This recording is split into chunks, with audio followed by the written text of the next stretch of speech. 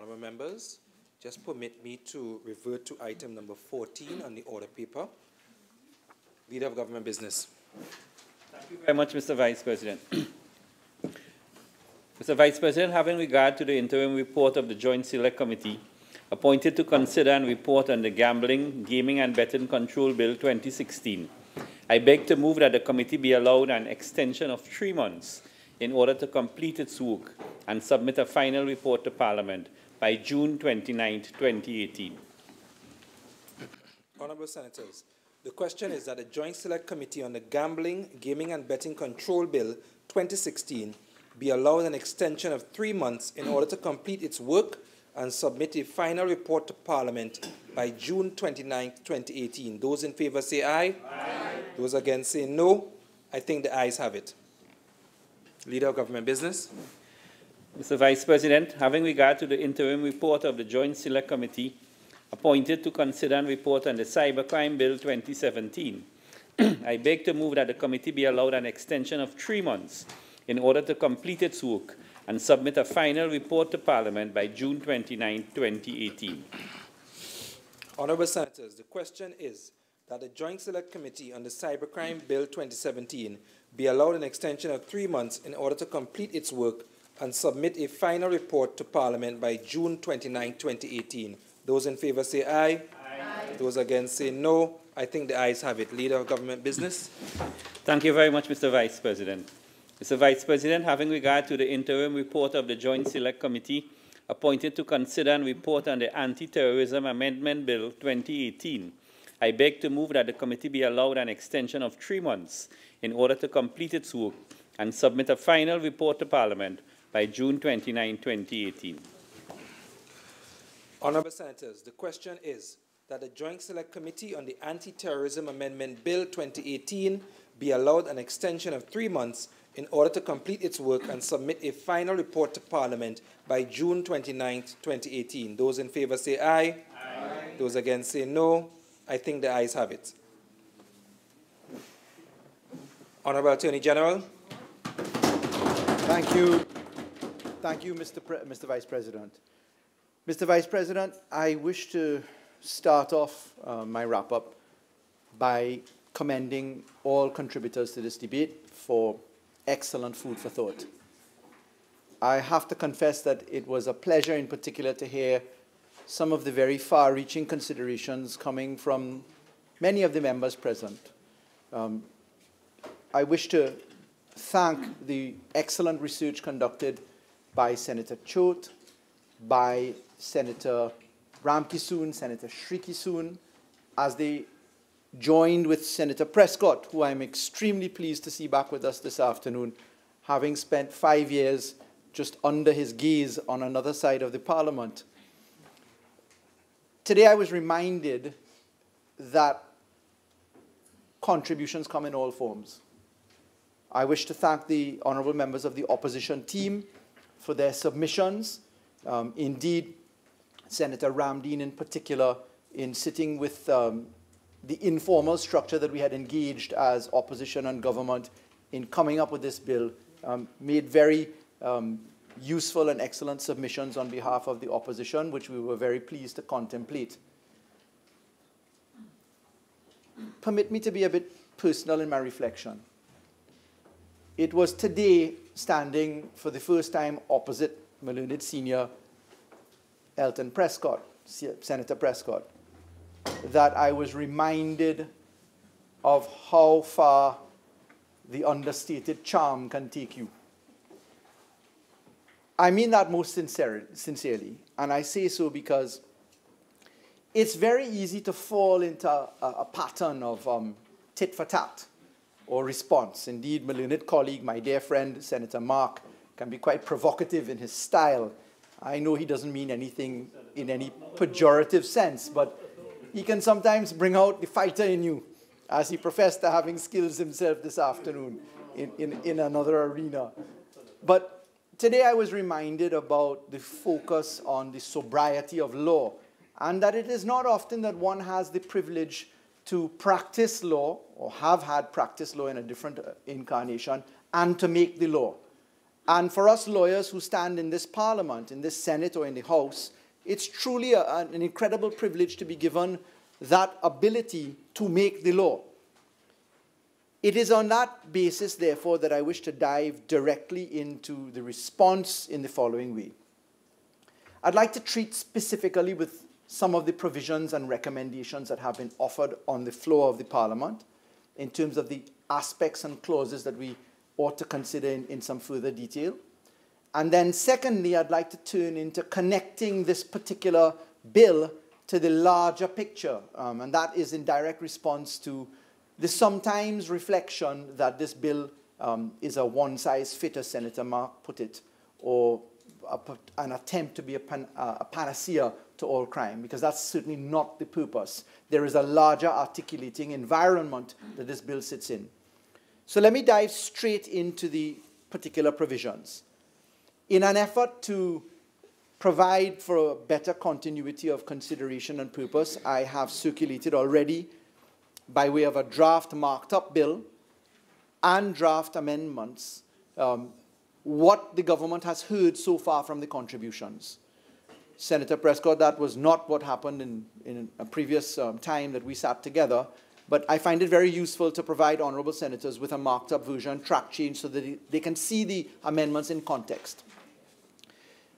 On the specific amendments, we've heard across the categories quite a few excellent submissions, and I'm compelled to address them as best as I can in the time frame permitted.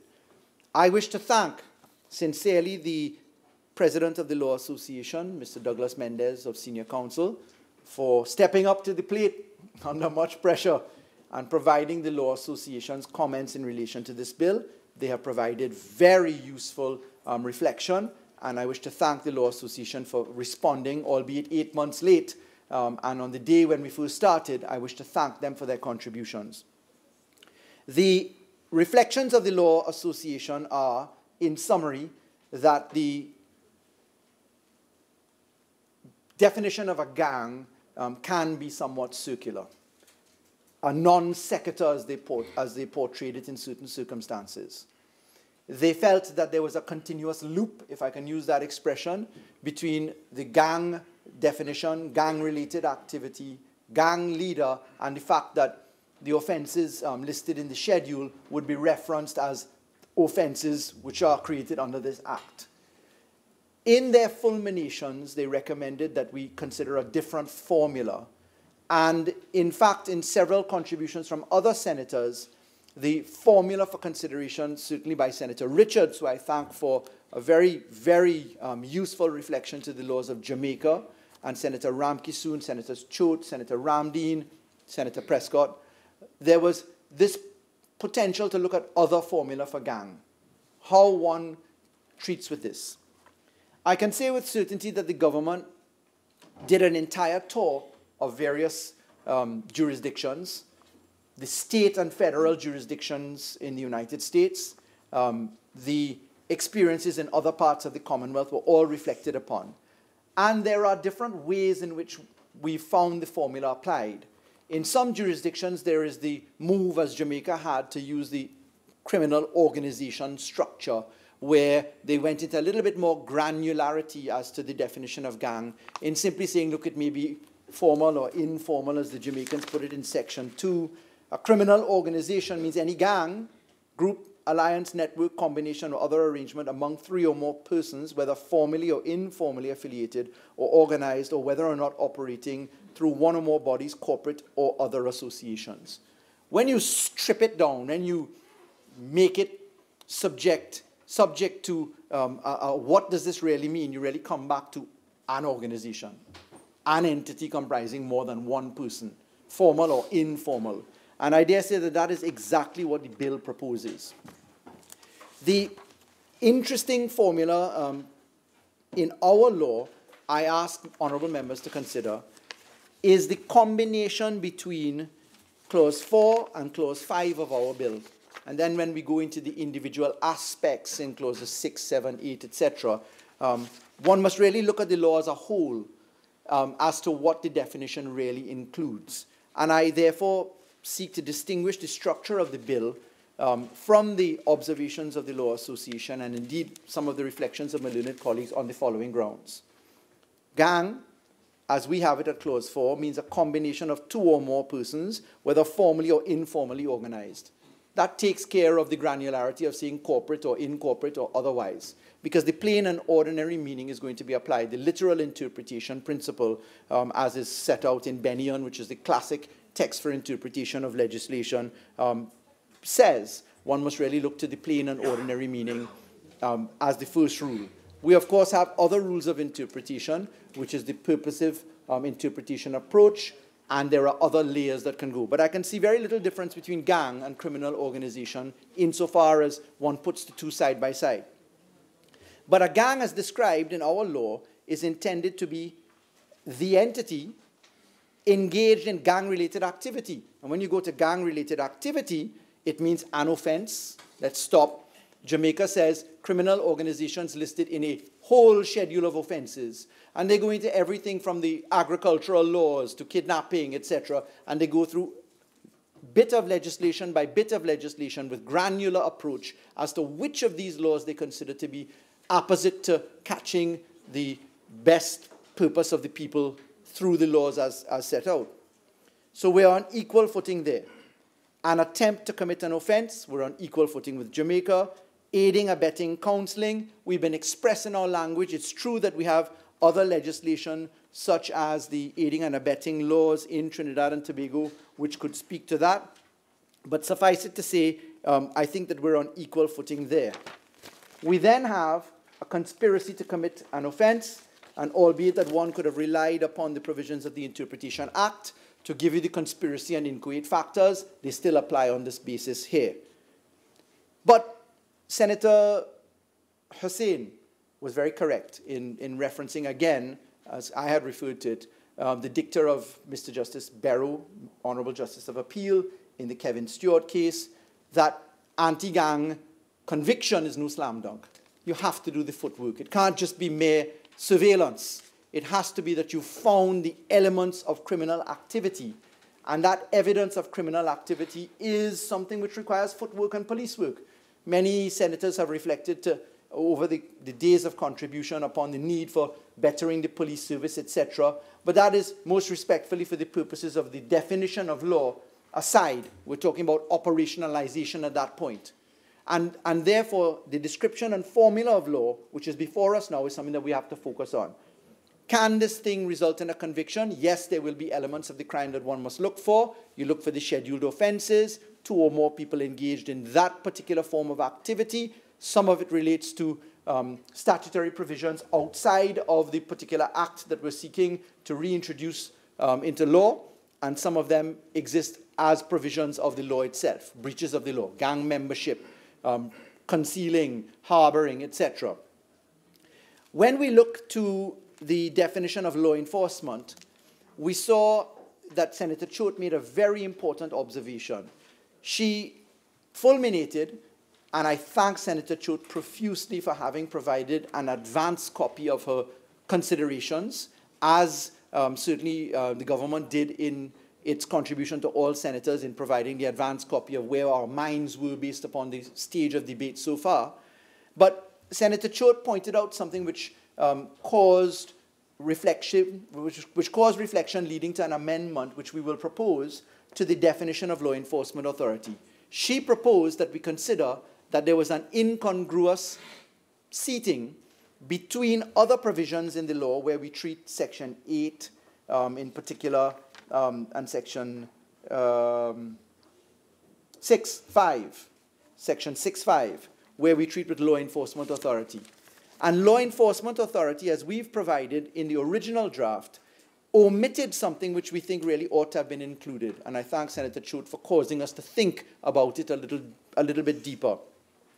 We now propose that we amend the law, the bill, by amending the definition of law enforcement authority to specifically include a protective service agency as defined under the Supplemental Police Act. Let me explain that.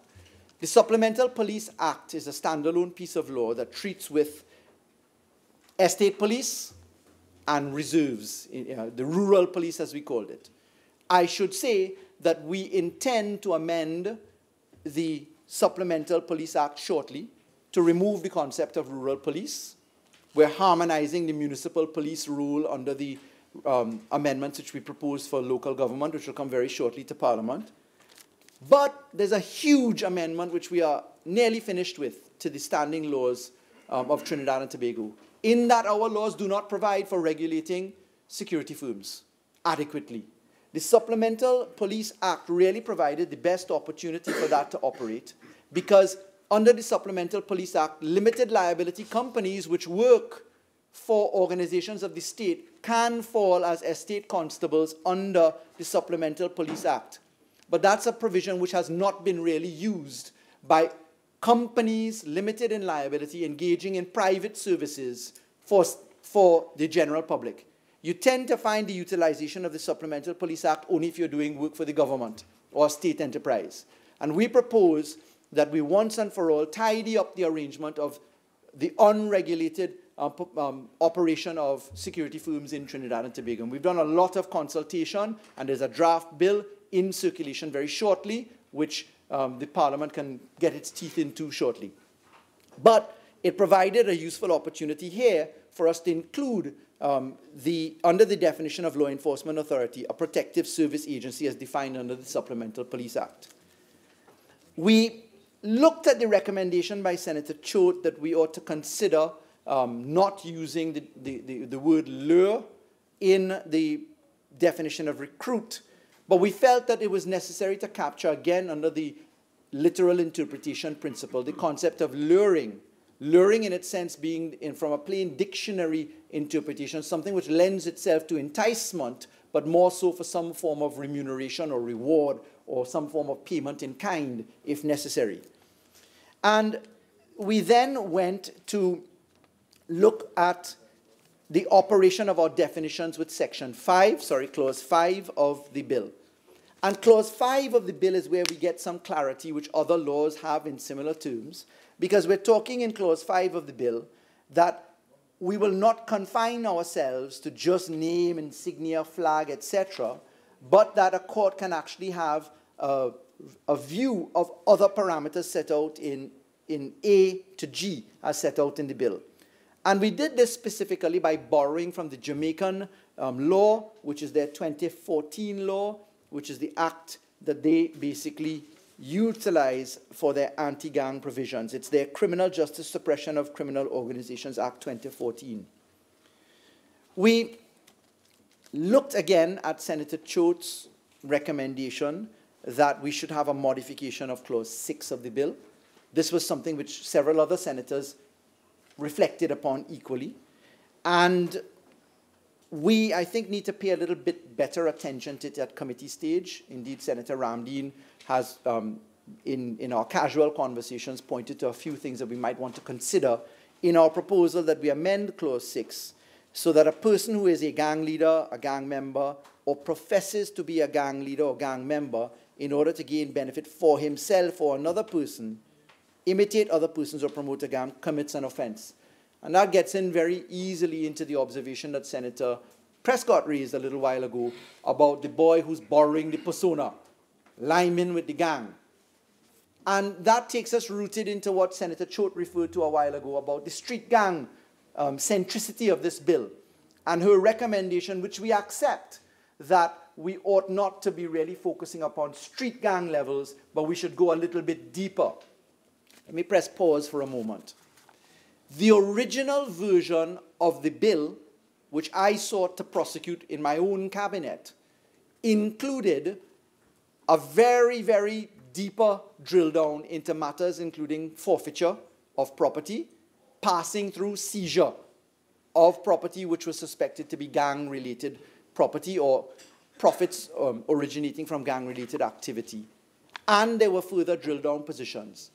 But what we got when we went out to market, if I can put it that way in terms of consultation, was a reflection of, hold on, maybe you're going a little bit too far on this particular occasion. And so I retreated from that original approach. I can say that it's going to return in the draft of the civil asset forfeiture legislation, which I have just completed and which will go out into public circulation shortly. So we're going to put it into another pot, which is perhaps a more convenient pot to organize those affairs under. It fits within what I will describe under the observations in Clause 17, which is the forfeiture of assets provisions, as I come to it in a short while. But when we get to Clause 6, we did think that it was necessary to include a little refinement to that position, and so we have the proposal that we amend it in the fashion that we will circulate in a short while. That will cause the observations made in section 6, in clause 6.4 and 6.5 to cascade into solution. And let me explain that. The observation coming from some of the senators was that we had not captured enough of the provisions in clause 6.4 and 6.5, which deal with where gang activity is an involvement of a member of the law enforcement authority in the manner that we had specified. That is, if a policeman, a person of the TTDF, customs, etc., was involved in gang activity, that we should heavily criminalize that aspect. By tidying up the definition and broadening the definition of law enforcement authority, we've sought to capture it in a more condensed fashion, as honourable senators will find in the draft that we will circulate further. And in clause 6.5, where we have a gang leader or gang member with intent wounds or does grievous bodily harm, shoots at, etc., members of law enforcement, person involved in intelligence gathering because they are separate from law enforcement, commits an offense. So we wanted to protect the law enforcement officers, but the definition is going to cause a little bit of tidying up of that purpose. But I'd like to say here, we have taken care of the observations raised by the Law Association and indeed by several of the senators. The Honourable Senator, Senator Raful, addressed it, of the need to expressly treat with whether we have mens rea or not. Do we have a strict liability offence or not? Must there be a mental intention or not for the listening public? And what we're doing in these sections here by including the concept of intention is that we're providing for the mens rea or the mental intention to commit an offence and not merely strict liability offences, such as for persons, again, through you, Mr. Vice President, who are listening, where one is in possession of marijuana. You're not really looking to whether you intended to be in possession or not. The mere fact of possession is a strict liability offence, and therefore we now distinguish that we're including intention into our provisions here. We propose that clause 7 stand as it is because we wanted to treat with coercing or encouraging gang membership by latching it on to aiding and abetting. And it's true, as Senator Choate pointed out, that there is a standalone law that treats with aiding and abetting under our laws. However, we propose that we leave that law as it is to stand alone, even though that may be something which we can call into aid. We want it to be expressly clear that we should treat with aiding and abetting in the manner in which we do now by putting an express provision in clause 7 as we have, and therefore we avoid having to rely upon the Accessories and Abettors Act, Chapter 1002. We have specifically in clause 8 added in the mens rea. We've added in the concept of intention. These are the proposals which we've circulated out to honourable senators, and that's in relation to retaliatory action. And we felt that there was merit in being express as to the need for a mental aspect to the crime, the mens rea, because even though it may be an implied concept, we didn't want to put the judiciary at a disadvantage in having to interpret what Parliament intended, as they say in Parliament's wisdom. So therefore, we are proposing that we add in the concept of intentionality to satisfy the need for a mens rea or mental intention aspect in the retaliatory action in clause 8 as we provide. We have taken avail of Senator Shriki-Soon's very useful commentary that we should look to the refusal to providing funding or resources for gang members, that one should not be retaliatory in action for people who withdraw their funds or sources when they find out that they were supporting an organization engaged in gang activity. And we felt that that was a very useful submission, and I thank Honourable Senator Shriki-Soon for that submission. We have in clause 11, we looked at the recommendation by Senator Shriki-Soon that we ought to include the bulletproof vests, firearms, etc., in a broader context, Senator Shriki quite correctly referred to another piece of law which we just recently completed, where we were treating with importation restrictions for firearm accessories. But because firearm accessories could include the brush for cleaning, the WD-40, the rag, and the toolkit, we didn't want to open this clause up to abuse, where something other than a firearm, which includes ammunition, which includes part of ammunition, a shell, a spent shell, etc., where that could be used against innocent infringers, if I put it that way, in a set-up fashion. And therefore, we've stepped away from the recommendation of the Honorable Senator Shriki and instead propose now to an acceptance of Senator Chote's submission that we disaggregate the use and possession. So in Clause 11, we do agree with Senator Chote that we ought to separate out the use of bulletproof vests, firearms, ammunition from having it in your possession. But we've qualified the having it in your possession in a fashion where we say, which you ought reasonably to know would be used in the commission of gang-related activity. Again, giving the mental intention and better adhesion to the concept of proportionality. So we're providing for avoidance of abuse. We're moving away from the strict liability positions. Now, let me make this clear. 99% of this language was in the 2011 Act. And one must obviously be cautious in how we approach this because we have 33 cases in the Magistrates Court. We have 44 cases in the High Court.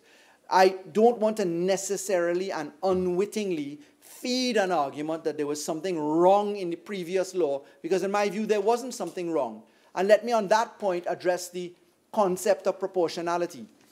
I do believe that the last law was proportional. I do believe that this law, as drafted, the bill before us, is proportional.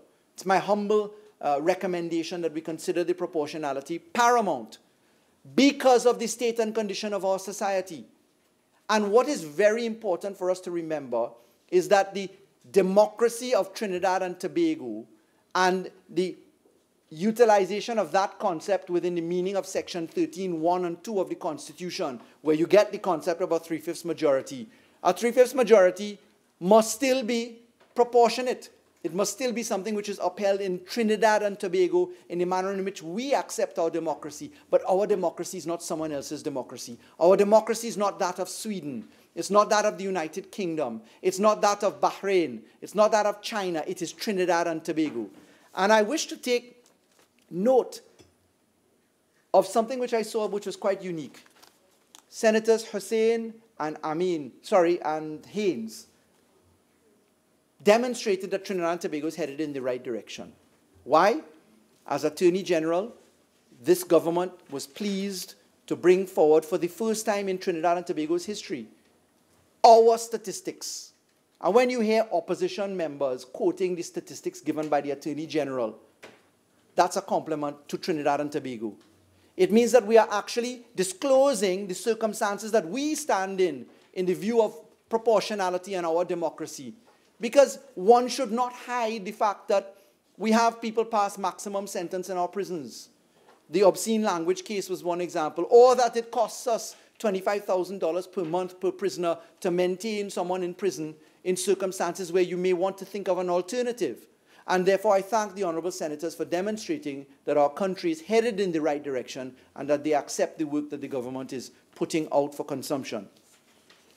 Mr. Vice President, I would like to say that we did consider Senator Chote's observation about the provision of a defense in Section 11 and that we should reconsider putting the defense.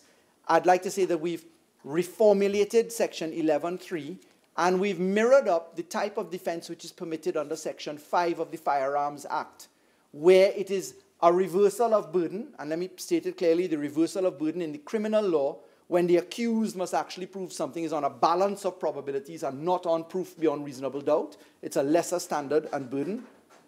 But we have put in this point so that we would actually put the obligation upon the person who is accused to demonstrate the defense that he did not know or could not reasonably have known that these items, bulletproof vest, firearm, etc., were being used by gang members in gang activity.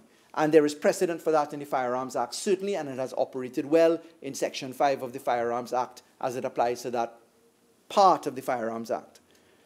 We've agreed with Senator Shriki Soon that we ought to look at harmonization of offenses, but then we have sought to disaggregate the type of offenses. So we've harmonized. We propose increases in Clause 12 for the number of years that we provide there.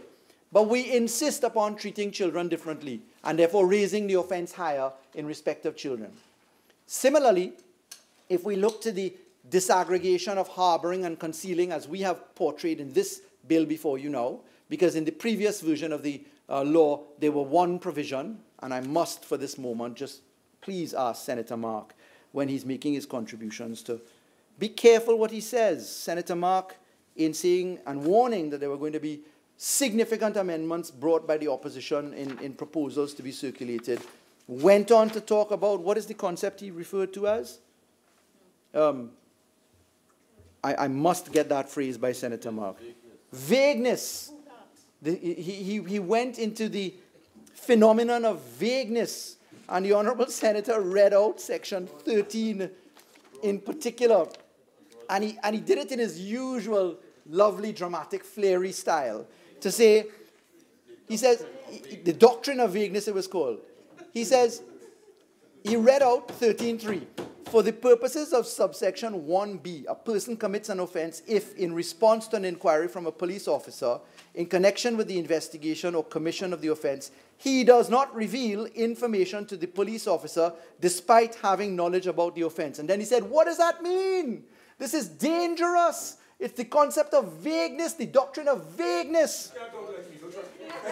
Trying my best to reflect upon the passion of my learned colleague, Senator Mark.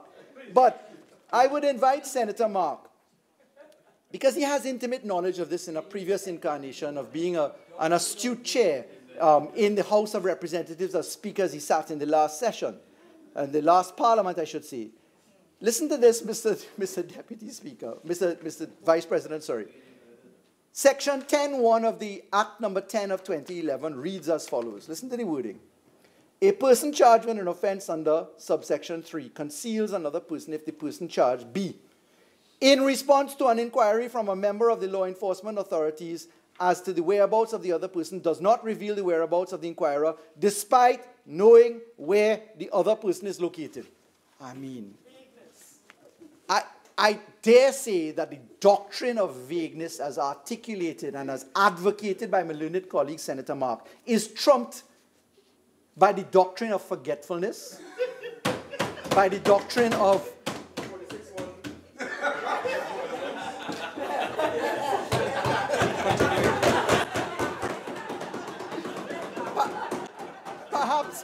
perhaps by the doctrine of jitteriness and jump-uppedness, if I can use malapropisms properly in this Parliament. And I give Senator Obika a thumbs up for trying to cause a disturbance. It's all well appreciated. But I ask Senator Mark, one must not replace, I caution Senator Mark, I give an entreaty to Senator Mark, to not allow his exuberance to score a point, to belie the written word as one compares it between Section 11 of the expired anti-gang law in 2011 against Clause 13 of this particular bill. Mr. Vice President, we have sought to, again, treat with the term of years in Clause 13 in the manner of improving it from 10 to 15 years for the same reasons that I've reflected upon. May I just inquire what time I'm due to end, what the 45 minutes would technically be? 5:33? Okay. Mr. Vice President, I'm not here to protect Senator Mark, but I beg to move that the Senate do now adjourn to Wednesday, 11th of April, 2018 at 10 a.m. During that time, the Honorable Attorney General will conclude his winding up, and we'll move into committee stage, which I forecast will be a very elaborate session. After that, we will commence debate on the property tax legislation. Honourable Senators, before I put the question on the adjournment, leave has been granted for two matters to be raised on the motion for the adjournment of the Senate. Senator Obika. Thank you, Mr. Vice President, for acknowledging me as I bring this matter on the motion for the adjournment of the Senate. And this matter is with regard to the closure of the NESC campuses, the NESC National Energy Skills Center campuses in Point Fortin, of all places, Moruga, and Palo Seco, and the negative impact this will have on skills development needed for industrialization and development in Trinidad and Tobago. Now, Mr. Vice President, in Trinidad and Tobago, we have the concept of the oil belt. And the oil belt, really and truly, cannot be mentioned without mentioning Point Fortin and Palo Seco. And I even dare say extend it to Moruga, because a lot of the offshore finds that come from Galeota pass through or across land via Moruga, the precincts of Moruga, if I can use that too. Catskill. I think that would be the Rio Claro areas.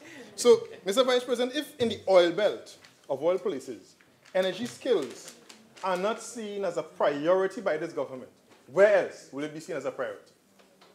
If, Mr. Vice President, the reason for closure of these campuses was insufficient demand, I urge the government to even consider the logic of this statement. Because if really and truly persons in these areas are faced with high unemployment, which is a fact, if you look at the CSO data of the years gone by, really and truly Point Fortin and the southern areas struggle to get single-digit unemployment. Unemployment is above 10% perennially in these areas. Now, so the persons there are without jobs, and they are desirous of having jobs because they remain in the pool of the unemployed, and they offer themselves for service. However, they don't seem to capture any jobs. However, there is an insufficient demand, according to this government, for the services of the NESC in terms of education. Maybe this may be as a result of economics. The persons may not have the resources to finance their education, being they may not be able to be available for school. So is it that we are saying that by offering the classes only in Cuba or some other far-reaching places where the transport would be $40 to $50 a day, $800 to $1,000 a month, $10,000 to $12,000 per year, that we are helping these persons get access to education? I say no. This government is denying the people of Point Fortin, Palo Seco, and Moruga from access to education.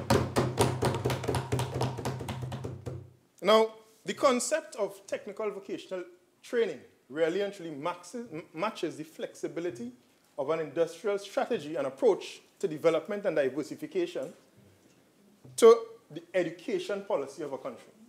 And if you allow me to read, Mr. Vice President, from the UNESCO, according to UNESCO, the role of technical and vocational education in the education system is such that it has the complex task of combining flexibility to solve difficult problems at levels of urgency, as well as being an integral part of the country's education policy that must have long-range vision and strategies to maintain and improve a country's wealth. Now, in TNT, TechVoc training programs and education provides a pivotal role in the social and economic fabric of the country, as well as the cultural development of our society.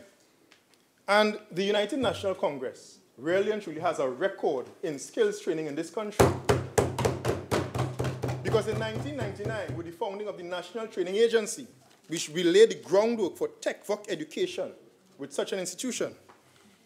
Now, Mr. Vice President, when we look at the NESC centers, all right, and we look at the one, for example, in Palo Seco, in the Trinidad Guardian of September 6, 2014, an article by Kevon Felmin titled, "Gate Here to Stay, Karim, Karim."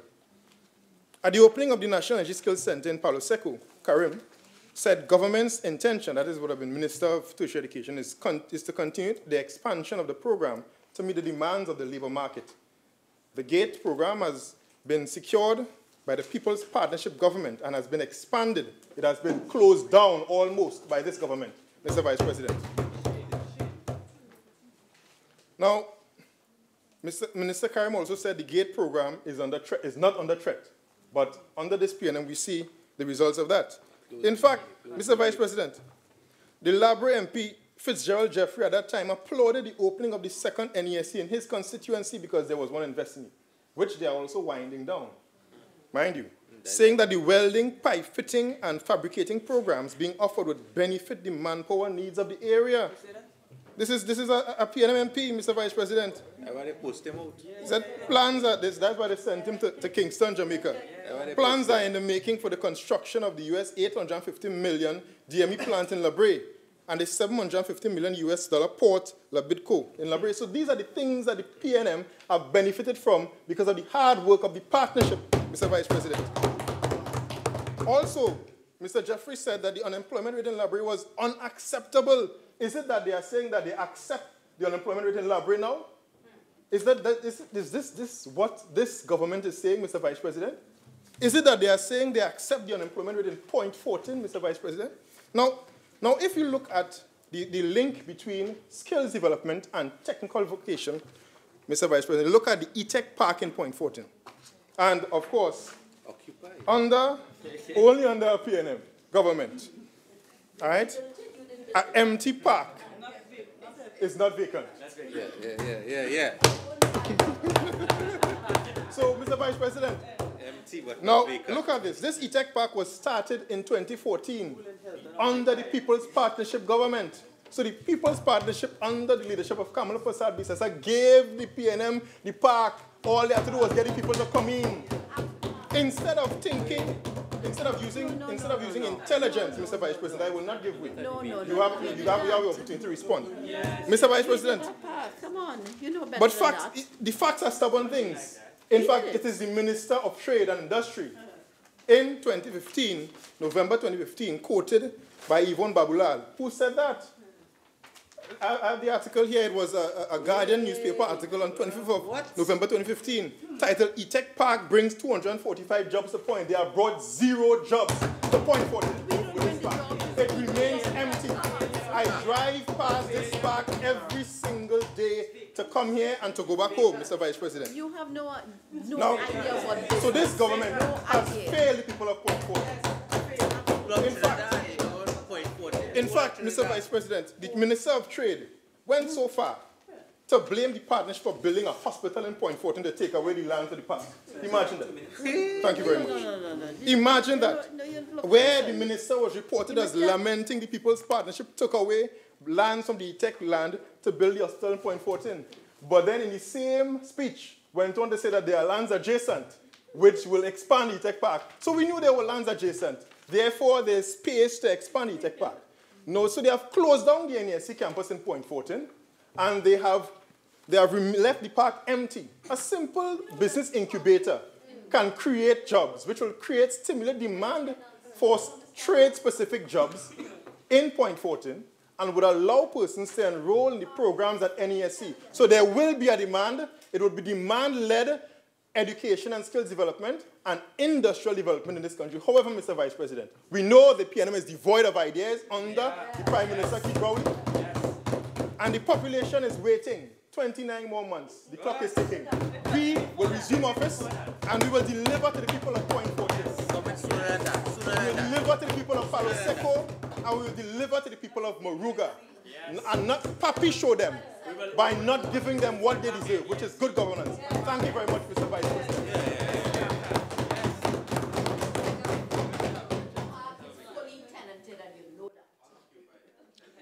Minister of Education.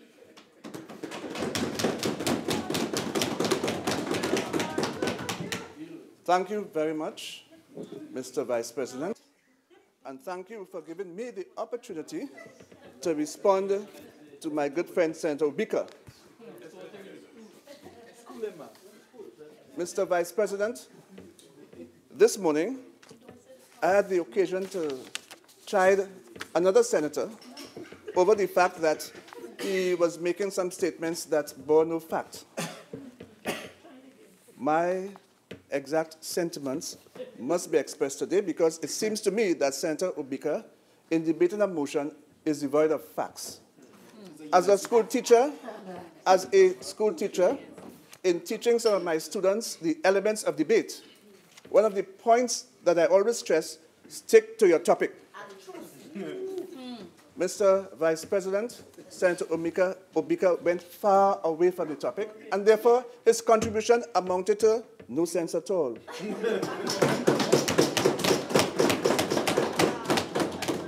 Let me, therefore, Mr.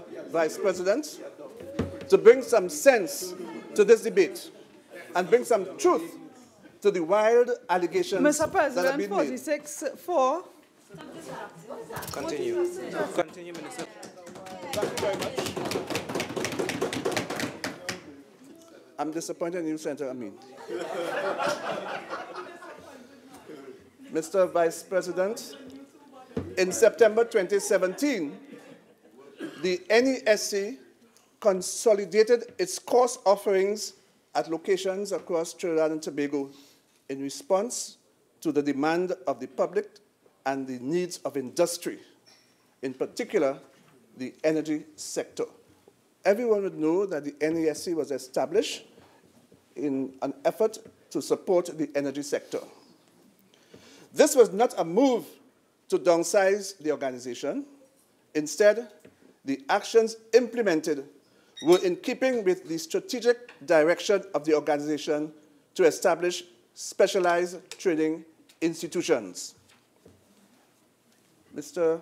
Vice President, the NESC has been in operations now for the past 20 years.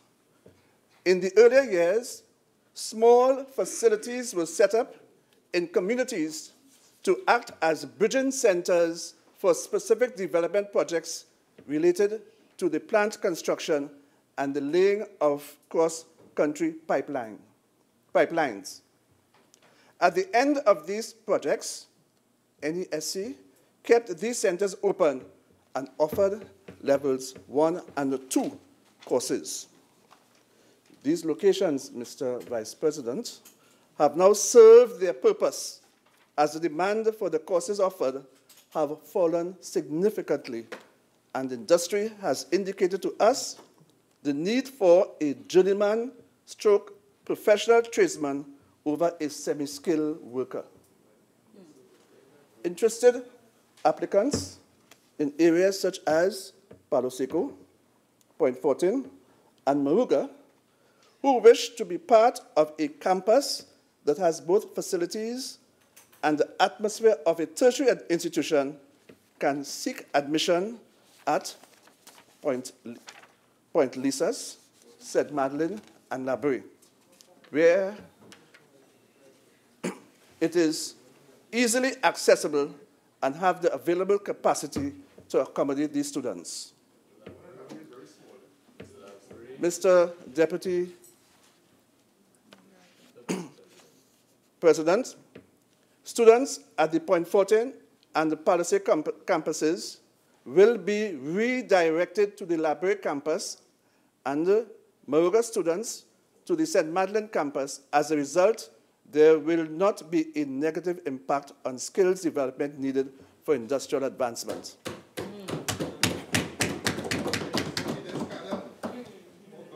Mr. Vice President, this government, in taking any action, takes that action on the basis of fact and on the basis of research. As a result, research has shown that there is low demand at the Maruga, Palo Seco, and the Point Fortin campuses. Let me give you some examples, Mr. Vice President. The Palo Seco Center has a capacity for 40 trainees. Applications in 2018 amounted to 6. Registered persons, 0. Point Fortin, with a capacity of 96, applications received 29, persons registered 1. Maruga, with a capacity of 48, applications received 7, registered 0. Total, the total capacity was 192. Applications received was 42.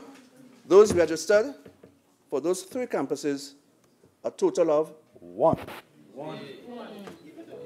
What?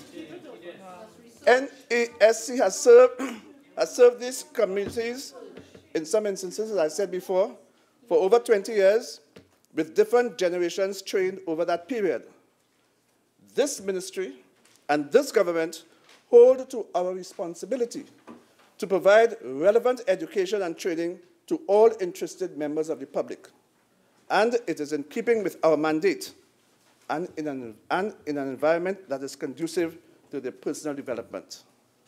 The current action is simply a relocation of where this training occurs from a smaller restrictive center into a larger campus. The Ministry of Education, Mr. Deputy President, is of the strong opinion that the consolidation of the campuses will in no way negatively impact the skills development in Trinidad and Tobago. The existing locations are strategically located for easy access by interested students. The NESC is currently running at 60% capacity. Therefore, there is more than adequate capacity to accommodate additional persons. And therefore, Mr. Vice President, the tirade that we just heard from Senator Obika has been proven to be false and without any fact. Thank you very much.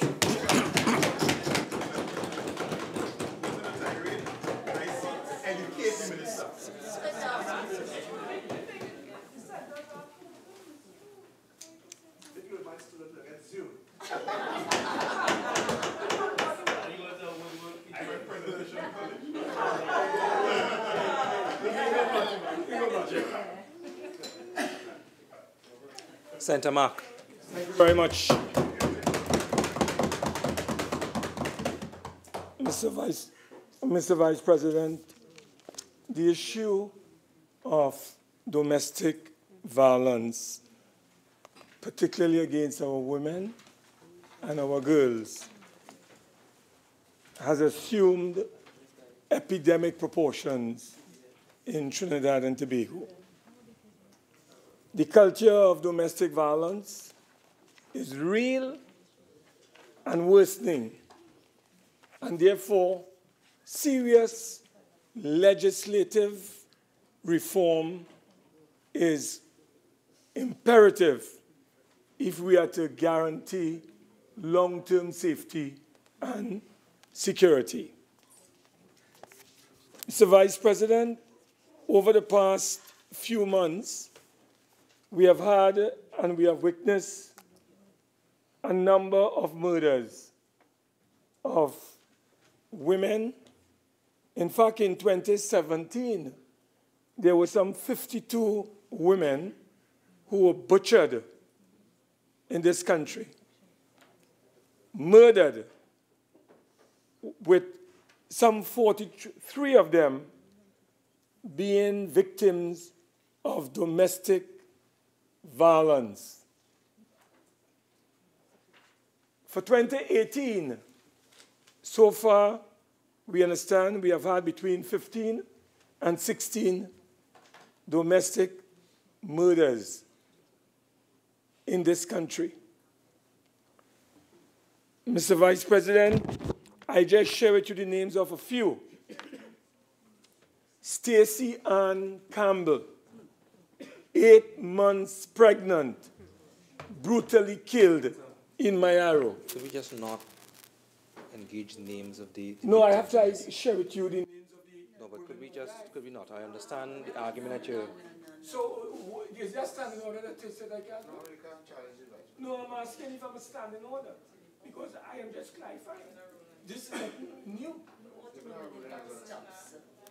I am identifying people who have died. Nothing wrong with that.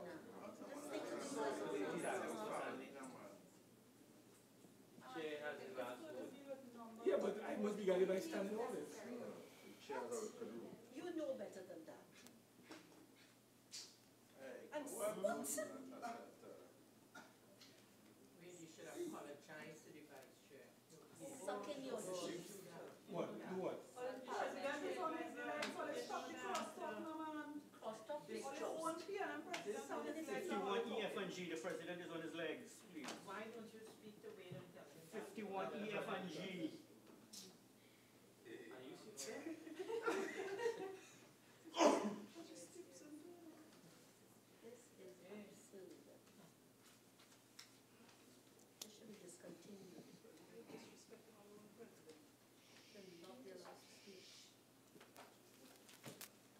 Senator, continue with your contribution. All I've asked is that in the interest of the cases that you refrain from restating the names.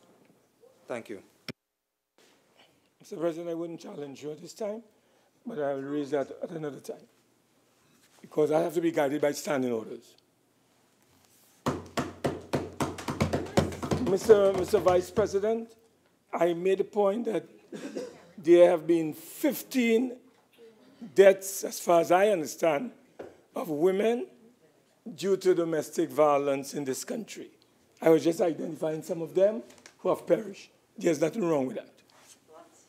Whilst the Domestic Violence Act has been on the law books for several years, the time has now arrived for us to amend or even enforce their provisions or its provisions in a move to vigorously advance the interests of our women folk and provide the victims of domestic violence with greater protection.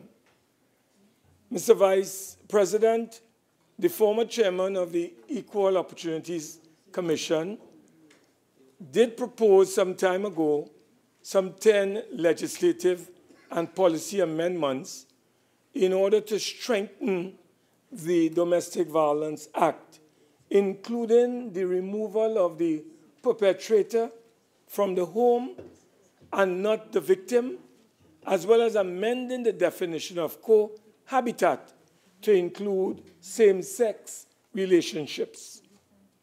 Persons who breach protection orders should not be eligible for bail, and there should be a reinstitution of the police domestic violence register. Mr. Vice President, abuse in any form against any man, any woman, or child should never be tolerated in our country. The Attorney General has, we understand, these proposals from the Equal Opportunities Commission, according to Lynette Sibaran's suite, on his desk. So I would like to ask the Honorable Attorney General if he can confirm these particular statements, and if those amendments to the Domestic Violence Act are on his desk.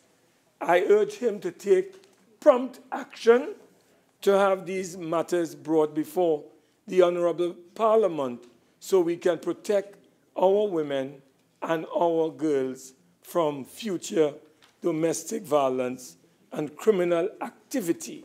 All would be aimed, Mr. Vice President, at strengthening our legislation, which is absolutely essential to protect our women. Mr. Vice President, so prevalent is this plague and sickness and disease called domestic violence that, would you believe, in 2016, 2017, there were over 57,100 applications made by women for protection orders against abusive males in the homes, against domestic violence and child abuse. We understand that the Cabinet of the Republic of Trinidad and Tobago has before it since October of 2016 a national strategic plan on gender-based violence and sexual violence. 2 minutes. 2 minutes. And therefore, I would like the Attorney General to tell this Honorable Senate whether that is so. And if that is so, Mr. Vice President, when is the Cabinet going to have this matter addressed? And this national strategic plan is aimed at preventing, protecting, and punishing those who are engaged in violence against our women in Trinidad and Tobago. So, Mr. Vice President, we need to strengthen the legislative framework But at the same time, we need to develop a comprehensive strategy on gender-based violence to focus on prevention.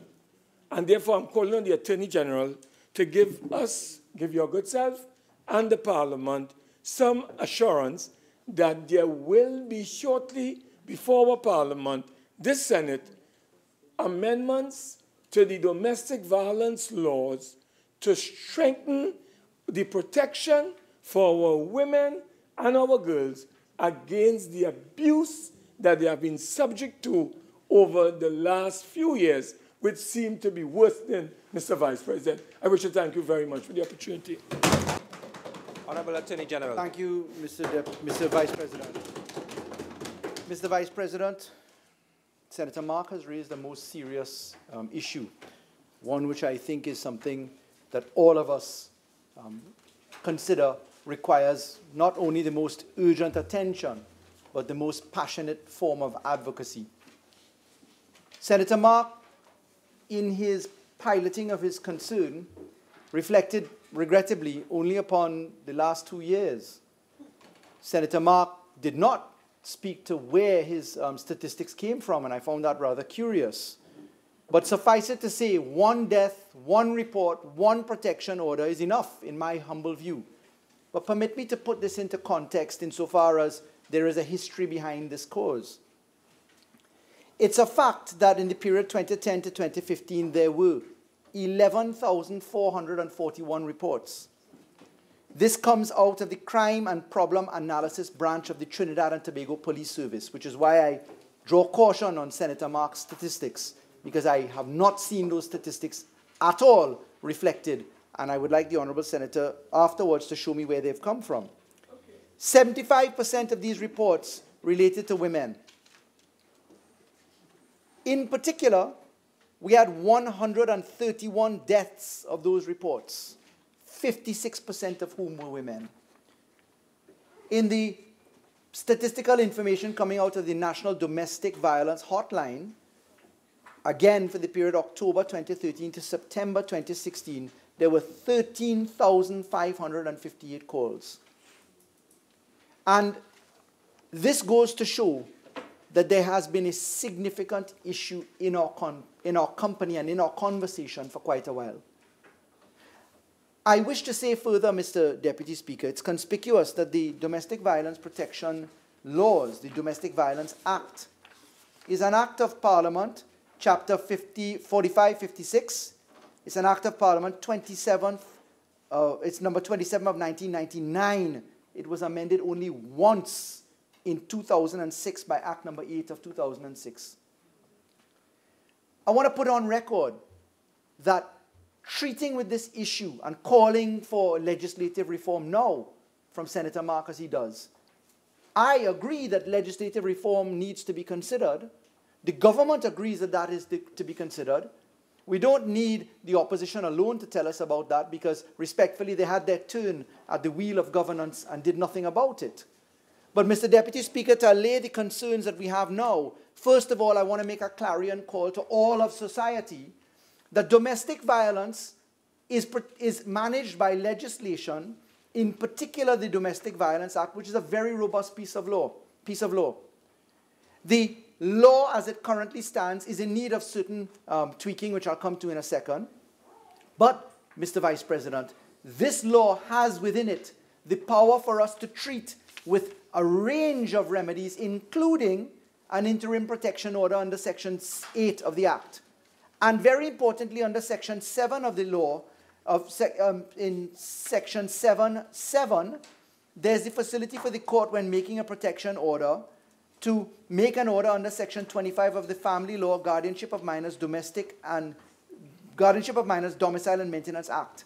And that's a very particular order that is an aid to the scourge of domestic violence. It's true, the Equal Opportunities Commission has made 10 submissions, but the Office of the Attorney General, the Office of the Prime Minister, and the Ministry of National Security, we have taken in those submissions, and we of our own have 20 areas of concern, including the 10 mentioned by the Equal Opportunities Commission. But we've done this, Mr. Vice President, on the back of a fully coordinated system. And the 10 positions which we have and which we are drafting at present include the following.